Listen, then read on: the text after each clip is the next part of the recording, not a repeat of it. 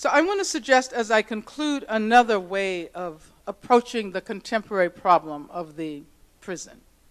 It would require us to think not only about problems of crime and not only about the prison system, but about the state of our society today, for which the prison crisis is a telling barometer. So we would ask, what are those problems that are most salient in communities from which the majority of prisoners are drawn?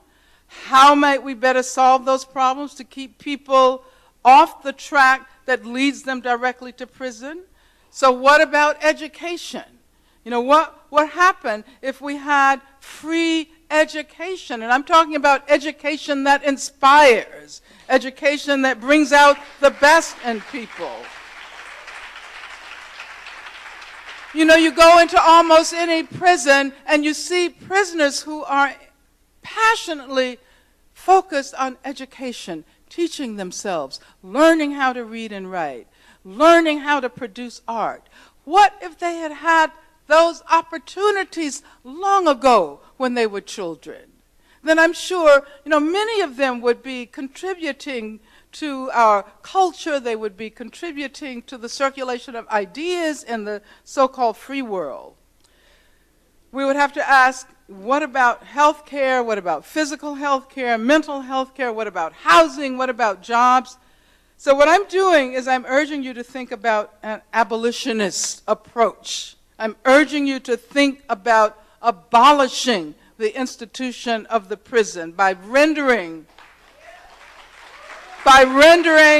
its presence increasingly unnecessary, so that we can replace this rising incarceration with what we might call a rising decarceration.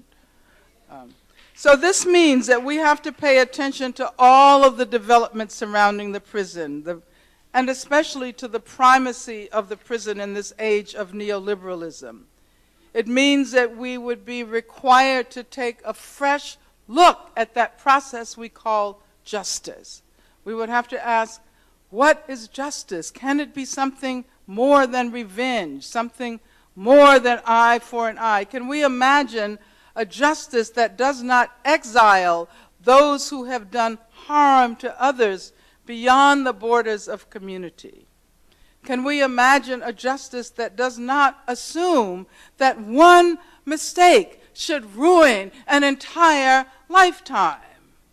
Can we imagine a justice that calls for accountability and compensation by the persons who do harm, and patience and perhaps ultimately forgiveness by the persons to whom harm is done?